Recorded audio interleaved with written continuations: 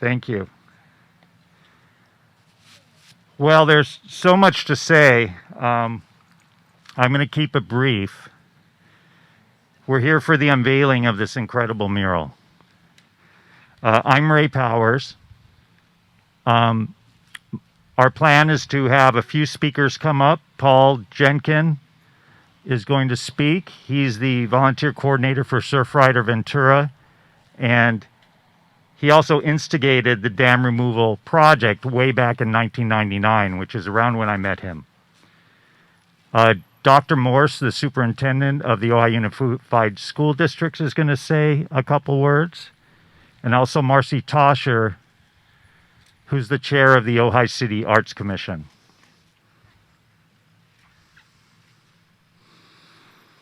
So what happened is this. I was talking to Dr. Morse one day about something entirely different. And she said to me, I would love to have a mural on the preschool wall. And I said, I'll see what I can do. So I got a small team of people that I knew together, Ray Cirino, River Savangeau, and Vera Long, and we started ideating what's important to us, what's important to the community, what's important to the land here, what's important to sustainability. I kind of had an aha moment because I lived right below Matilija Dam for 12 years and in Matilija Canyon for 18 years. And I thought to myself, well, what if we designed a mural that showed the Matilija Dam post-deconstruction and the watershed in that area regenerated with all the plants, all the fauna, all the animals returned. Ray Cirino had the brilliant idea, and I'm not going to tell you what it is, to introduce a critter into the mural that at one time was key to the California watersheds and watersheds all over the country. Key because it provides habitat for other animals, but also because it helps to slow, spread, and sink the water on the surface. Lisa Kelly, unfortunately, couldn't be here today. She's the woman who was the lead artist. She painted all the detail. There were some of us that helped. I helped paint. I was artistic director and project manager. Ray Cirino helped paint. Catherine Barron helped paint. And 25 students from about 8 different schools all over the valley came and helped too, which was just really fun. We had 3 at a time to respect social distancing, and it's a big wall, so that worked out really well. And they were ages 8 to 18. It's exciting that all of you came today. I didn't know how many would show. I'm very enthused. This was a huge effort that started over a year ago. Dr. Morse and I had the conversation, probably around October 2019. I didn't know how we were going to fund it. And then I saw that the Ojai City Arts Commission had their grant available. And I think I found it out maybe 4 days before it was due. So I wrote a grant really fast. I'd written grants before. I'm thankful the Arts Commission doesn't require 20-page grants. It has to be strong, inspirational, and fit their vision, and fit an educational purpose often.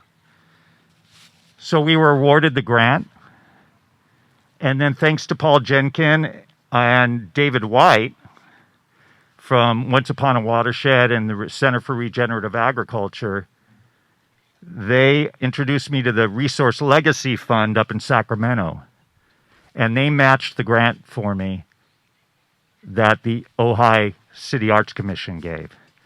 So a big round of applause for all of that.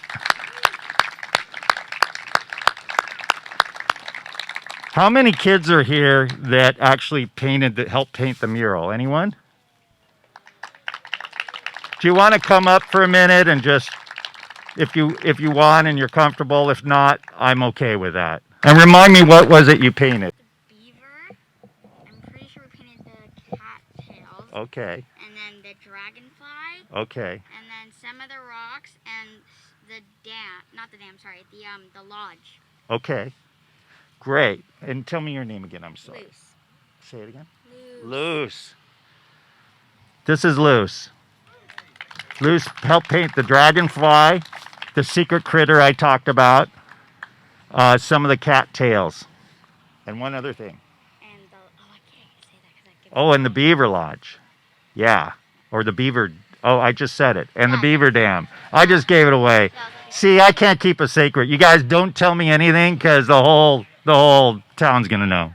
Thank you, Luce. And her brother painted too. He's too shy to come up. Is Marcy Toscher here? Could I invite her up for a moment? Marcy is the chairperson of the Ojai City Arts Commission. And I just wanted to acknowledge you. I think what's behind me when it's revealed, you'll see immediately the genius of everyone involved with this, including Luce and all the kids, and a great coming together of the community. And when the Arts Commission saw this grant, we were very, very excited because it was a melding of visual art, the environment, science, community, regenerating our environment, everything that Ojai's all about. So I can't think of a more perfect project, and to have it on such a visible corner.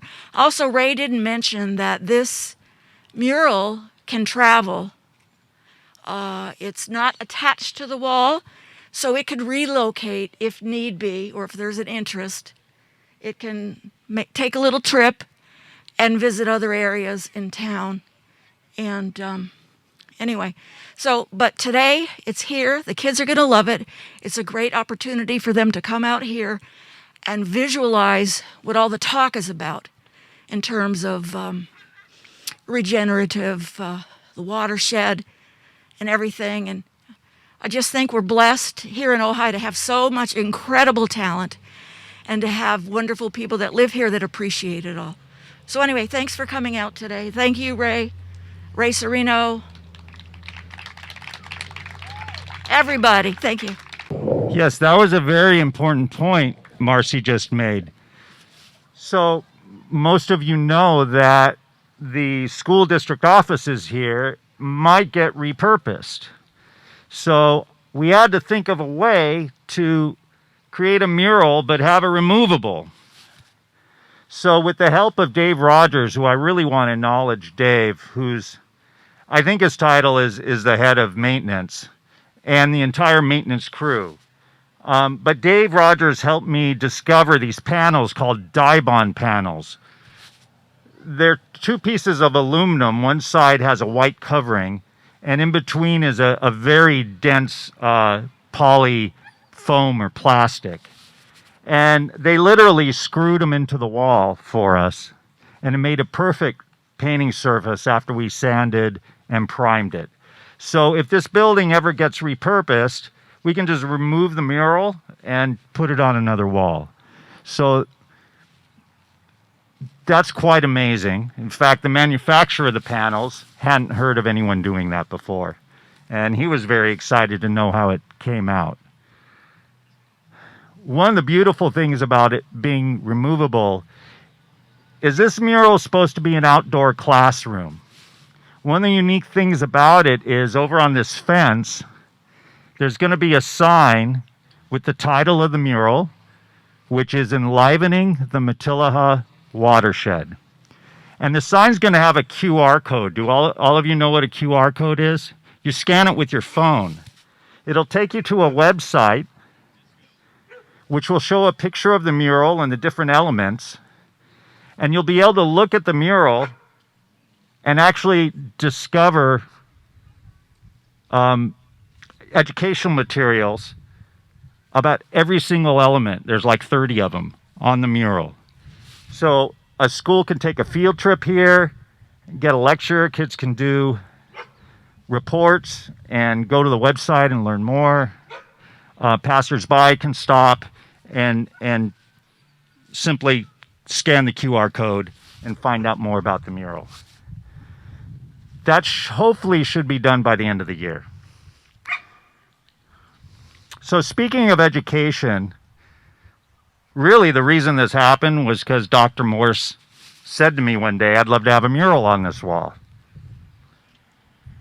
So I want to thank her for the inspiration and planting the seed and keeping that seed watered through this whole process, because she's been an amazing support. So I'd like to invite up Dr. Morse, the Superintendent of the Ojai Unified School District.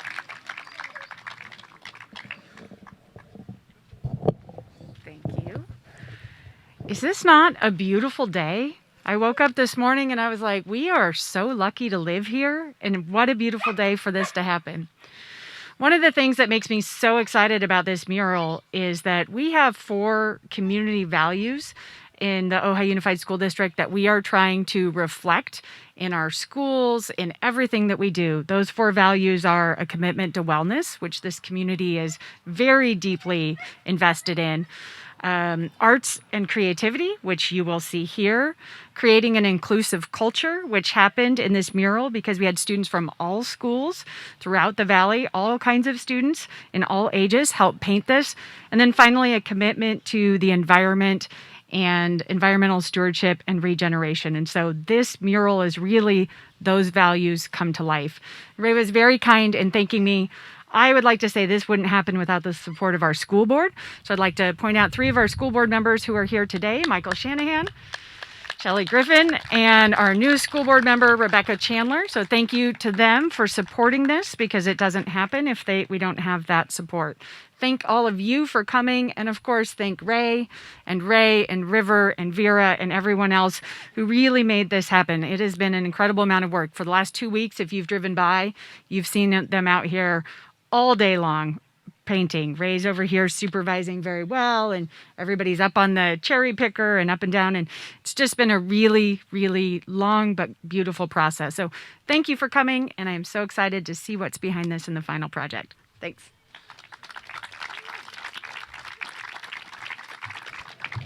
Thank you so much. Yeah, I was sitting in the chair a lot, but I wasn't idle. I was working on the website.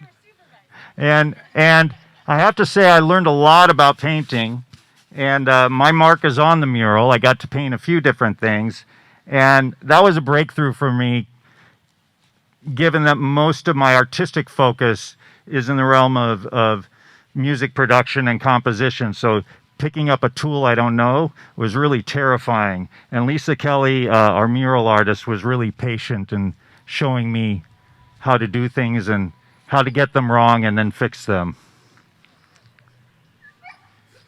So some of you might see these little scissors around town on people's cars. There's one down here.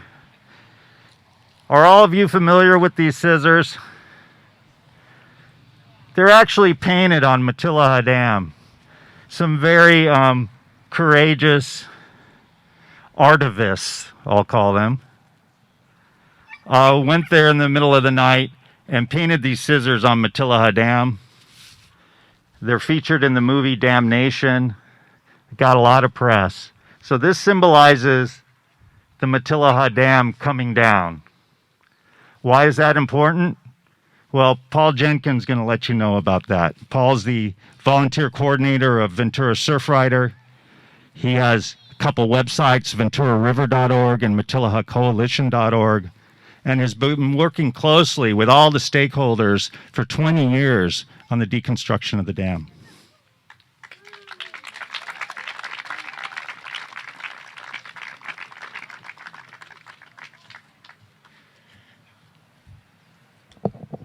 All right, thank you, Ray. Thanks for having this amazing art project in the community. I think art is such a powerful tool to really communicate some of these things that are right in front of our eyes, but we can't quite see. And if you look at the dam behind me, the symbolism of the dam, it's blocking all the natural processes on the Ventura River. Is trapping sediment. upstream of the dam that should be on our beaches, which is why I got involved originally with the Surfrider Foundation, was due to the beach erosion at the mouth of the Ventura River. We started this campaign actually in 1995. And with all grassroots campaigns, you know, they all start with a bumper sticker. Bumper sticker that we printed at the time. A lot of you might have even had one on your car. It said, "Give a dam, free the sand, grow the beach." And this was really the first dam removal project that was instigated specifically for coastal restoration and restoration of sediment transport. Most dam removals are related to endangered fisheries. The salmon and the steelhead that once ran in the Ventura River are also endangered because of the dam. And removing the dam is going to restore all these natural processes in the river, I think, beyond what we can even imagine. And, you know, the dam is more than just a physical barrier. It really symbolizes a psychological barrier in our thinking, in the way that we perceive the river and the way that the river benefits us. If you go back 10,000 years, the First Nation residents of our watershed here, the Chumash, lived sustainably on this land and with the river for thousands of years. One day, a fur trapper, probably from Russia, was the first visitor to this river, made his way up the river and found a bunch of these beavers. And sooner or later, the California fur rush began. And this California fur rush preceded the gold rush. And there was a insatiable appetite for beaver skins in Europe. If you think about those beaver skin hats, it's just like the whaling that was fueling society back then. It was unsustainable, but a seemingly unlimited supply of fur from the New World that people came in and took. These were the takers. And I think that's when things really change from living sustainably on the land and within our means to thinking that everything in the world was there for taking and to be sold for profit and without any regard to what the chain reactions might be down the way. As Ray mentioned, the beaver is a keystone species. It has now been shown to be critical in the habitat for native salmon and steelhead up and down the West Coast. And there have been several experiments done in reintroducing beavers into creeks that were dry that now run year-round. So it's kind of counterintuitive that building a dam, a small natural dam tended by some little furry critters, would actually bring back flows in the river. But it has been demonstrated that it is true. So I think that what we're going to see here today is this unveiling. I think it's as the dam moves aside, you will get a clear vision of what the future might be. That Matilija Dam is going to come down one way or the other. Whether I can get the government to do it or not, the next big earthquake's going to take it out. And so, to some respects, I look at this mural and I see the future if we did nothing, because you can see the crumbling dam on either side of the river and all the native critters coming up and down the river restored. But the thing that I really note is that in this mural you'll see there are no humans. And it's important to understand that we are an integral part of this ecosystem. And we have some very important decisions to make moving forward. As the climate changes and everything's shifting, we're losing the water in our river. Our river is drying up. And that does not bode well for us in our future survival in this watershed. So I urge you all to think about how much water you use on a daily basis, where that water comes from, where it goes when you're done with it, and understand that everything that each of us do every day is integral to the health of our watershed and our future ability to survive in this environment. So the question that I pose is, are you a taker or are you going to give back? Thank you.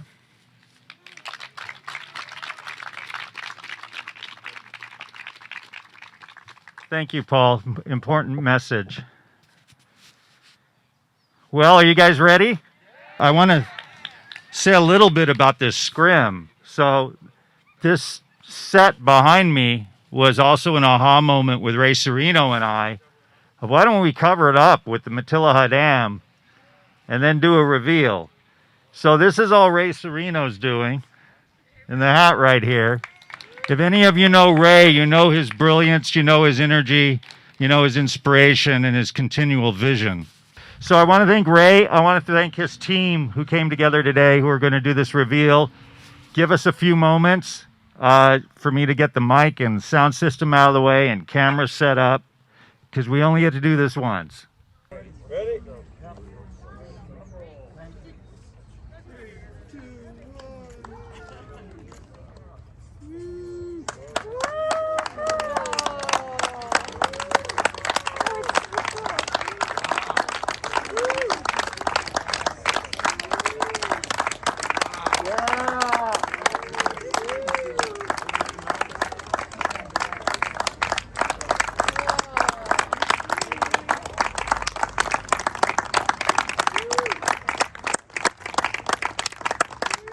Thank you all for coming. And I want to give a special thanks to the Ojai Valley News, who has done exceptional coverage of this whole project with 2 articles so far and another one next week. Oh my God, look at the little Thank you so beavers. much. Oh, the baby beavers. Oh, there's You're welcome the bear. to peruse. Where? Oh, I see it. Wow. It's amazing. So pretty. Yeah. Look at the frog. The big toad. Oh, wow. Edu, look at the mountain lion. Good, yeah. Yeah, I see it. Oh, look at, there's the steelhead shark.